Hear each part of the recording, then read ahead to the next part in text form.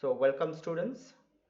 So today we are going to just end the chapter, and there is some leftover part that we are going to cover up. But in fact, there are some important parts left, and that I'm going to cover up today.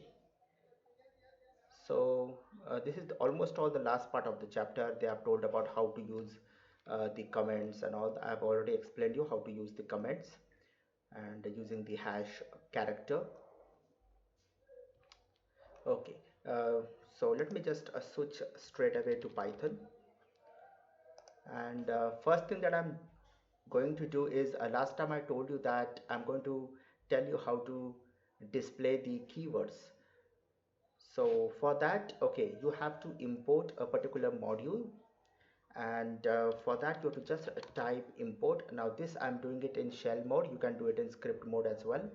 So you have to use the word that is import, which is going to import with this particular keyword. In fact, this is also a keyword. So with this keyword we'll be importing a module. Now modules are like, a set of libraries, you can say, or you can say a small subset of a huge library also. So every packages modules have certain functionalities, and using those particular packages and functionalities you can get your job done. So for example, for displaying the keywords, I'm supposed to use the module that is called as keyword, and that was a typo error. So that is keyword. Okay, so import, and the name of the module is keyword, and then simply I can use the print function, and then you have to use the word, the name of the module, that is keyword, then give a dot. Now these are just the initial stage for you children, but you need to understand that this is a method of this particular module. Okay, so keyword dot, that is keyword list, and you have to press enter, and it is going to give you a list. This is basically a list, which is one of the important data type of Python. So this is a list, and the list contains the elements, and the elements are nothing but the keywords. So you can see that these are the keywords, that is false, none, true, and as, assert, async, await, break.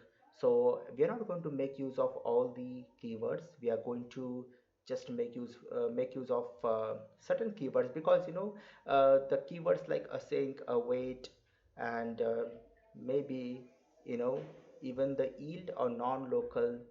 So these are the keywords which has a certain meaning, and it depends on what exactly you are trying to develop. So in that case you're going to make use of these keywords. So as far as our syllabus is concerned, we are going to make use of some basic keywords. So if I really want to count the number of keywords, that how many number of keywords we have, I'm going to make use of the command, that is the len. And now this is not really the part of the book, maybe it's not in the book children, but this is just an extra thing that I'm telling you. Okay, so if I just press enter, and this is 35, so the number of keywords that we have for the current version is 35. Okay, so you can just take a note how I did this. First is you have to import. You can do this in the script mode as well. So let me just do that in the script mode. So import, and then I say the word, that is keyword, and then simply I can print the keyword with the print function, that is keyword dot, and then kw list, that is keyword list, and then to display the number of keywords, this is the same thing that I need to use. Now you really don't have to get deep into this. Okay, what exactly is len, we are going to learn that in the future. Okay, but as far as this module is concerned, it is not the part of the syllabus. So anyway, just for the information you should know it. Just I need to save this, and now if I run this particular program, we will have the same output, that is over here, and 35.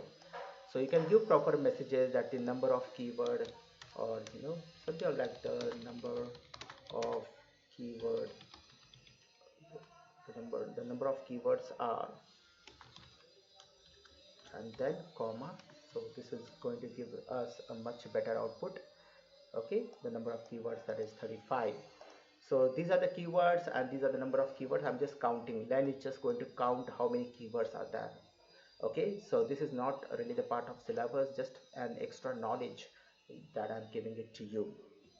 Okay, now let's move forward, children. Now we are going to understand uh, about, till now what we have done is we have just used uh, the variable. In fact, I guess I have told this, okay, how you supposed to use the input function. So anyway, I'm going to take that because that's the last part of the chapter. So till now we have just given some variables, assigned some variables. This is how we did. And then c is equal to a plus b, and then I used the print function to display the total. But now we can make use of the input function. Okay, this is the last part of the chapter that we're covering up. So input function, then I say enter a number, and over here again I'm going to use the input function and enter or something like enter first number, and this will be enter second number. So this is, what we are doing out here is this is an input function, and the input function we need to provide a argument, that is the string, that is the message for the user. So input, and then the opening and closing bracket. Inside the bracket we have this particular string, that is enter first number. So this is going to get displayed on the console. On the console means like it is going to ask the user to enter a number. So when the user is going to enter a number, that particular number is going to get received by the variable, that is a.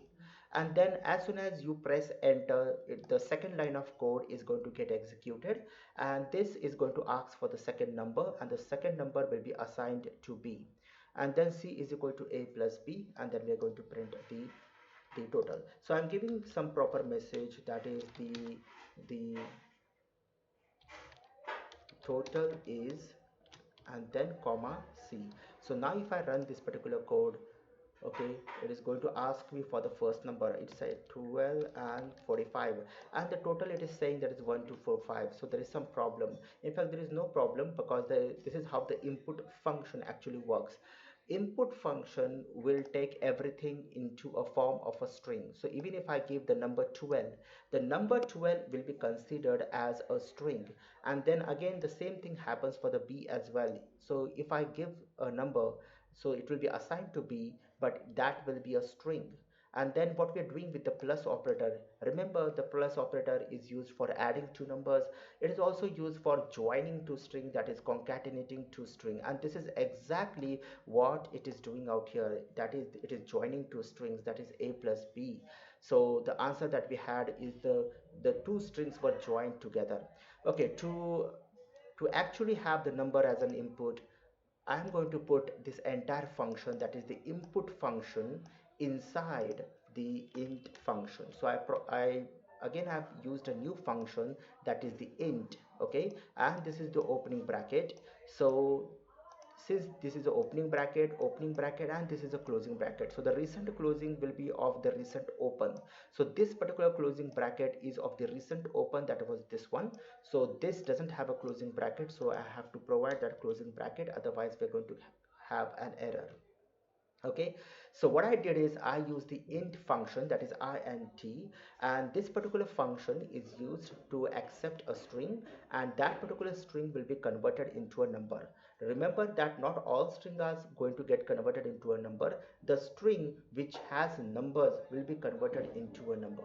Okay, so then the same kind of function I'm going to use over here, that is int, the opening bracket and the closing bracket. And now if I run this particular program, we're going to have the output, that is if I have 12 and something like 567, and this is the total of it, isn't it? So there is no colon out here. Let me just format my output a bit properly, and now this is perfectly fine. And if I run this one more time, if I had 12, 34, and the total is 46. So now we are able to accept numbers. In fact, we accept everything into a string, but then I use that int function, converted that string into a number, and this is the total that we have. And then with the same logic, okay, we can, we can actually display all the operations, the basic operations like this. I have it over here, and I can have minus. So over here that will be the subtraction, the product, and the division.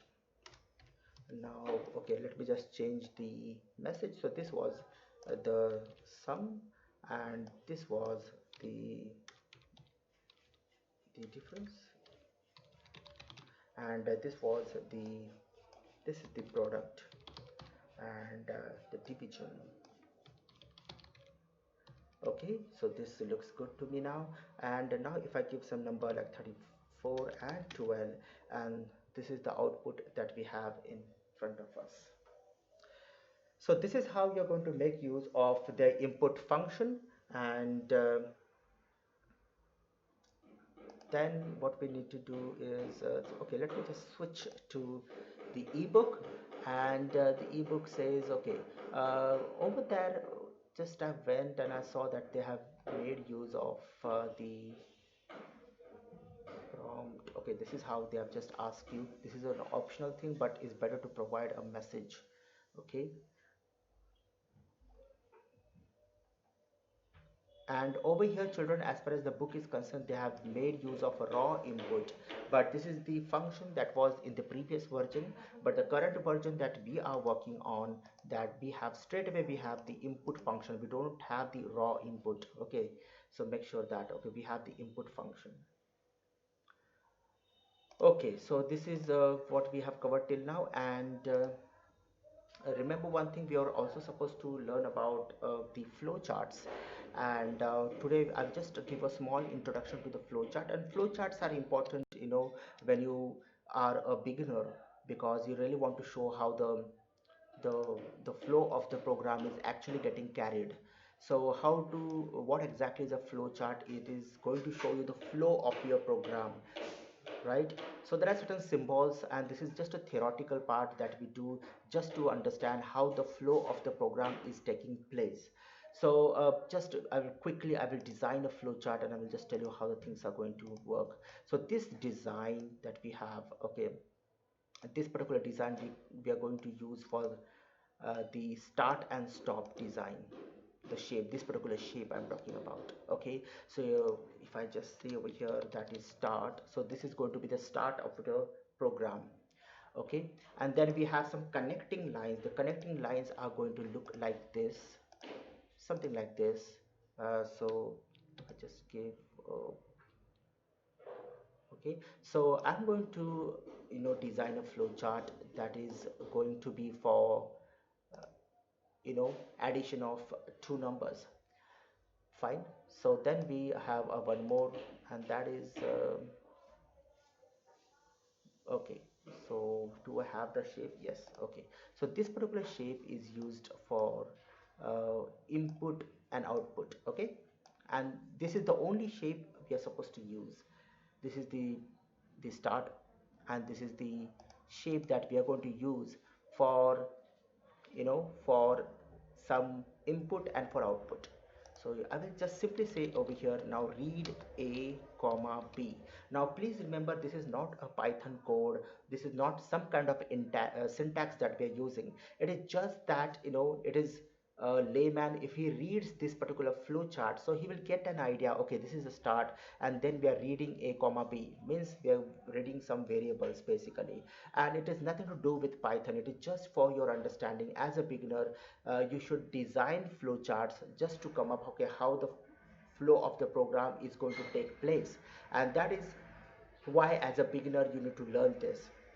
So this is going to read two variables, and again I repeat, this is nothing to do with Python. It is not a syntax or anything. I can I can simply read, or I can do something like accept, something word like accept a comma b will be fine as well, but I'm just using the word that is read. Okay, so I'm going to read a comma b, and then what I'm going to do is okay, then we can just take one more box, that is a rectangle one. And okay, and then this particular line I'm going to connect. So these are connectors that we are using. Okay, and if this is a calculation box, that is a rectangle, and I will simply import like c is equal to a plus b. Okay, now remember we don't have C out here, but that's okay. So you can simply say that or some kind of initialization also you can show it, but it's okay, children. Just read A comma B and C is equal to A plus B, and then using now this particular shape is used for the input and for the output. So I'm going to make use of the same shape, and I'm going to copy paste this, and just I'm going to use it over here. So okay, so this looks fine, and then I'm going to say that print, or print I'm using, you can use like write, read and write, even that is okay. Or I'm going to make use of the word that is print C. So it is going to print the addition of two numbers. So I'm reading two numbers, I'm adding that number, storing in C, and then I'm printing C. And after that, what we have to do is we have to simply end this particular flowchart. So a small introduction, children. In future, we are going to have a flowchart for every program, and then you'll come into the practice. Do not worry. And that's the end. So if I run this particular PPT, and this is how your flow chart is going to look like. So this particular shape we are going to use for the start and for the end, or you can say start and stop. Okay, the word stop is also fine, start and end is also fine. The next shape that we have is, this is for reading and for writing. So you can see for reading I've used the same shape as well for the writing. Okay, and this rectangular is going to used for the calculation purpose, and these are the connecting lines. Okay, these are the connecting lines that we have. A simple flowchart, and this, as a beginner, okay, you need to understand a flowchart, come up with a flowchart just to show the flow of your program, and this is going to help you somewhere to develop your logic as well. Okay, so this is a sample flowchart that we did today. So I'm just going to save this, and I'm going to give this flowchart to you, and you can design your own flowchart. Okay, so let me just browse, and that's my folder, and my folder that I have is this one. I will write something like flow chart, save it. Okay, I'm going to create a PDF as well. I'm going to give you the PDF, children. Just go through the PDF. That is addition of two numbers. Okay, I did not give the heading, but that's okay. So this is a flow chart for addition of two numbers. So this is all about the chapter, children. Now regarding the book, you can go ahead and purchase the book. Uh, we have made use of this ebook since there was a problem with the book, but now that you have the book, you can purchase the book, and then we are going to henceforth, maybe we are going to go through the book of that we have, that is that I recommended to you, right? So please, you can purchase the book that I told you, and do not worry. As I said, okay, we are going to make use of the ebook as well as the book that I told you to purchase. Both the books we are going to make use, and we are going to learn the things. Basically, what the bottom line is, learning, right? So it doesn't matter if this is an ebook. Maybe there are certain good things from the ebook that we are going to get, and the book that we are going to use.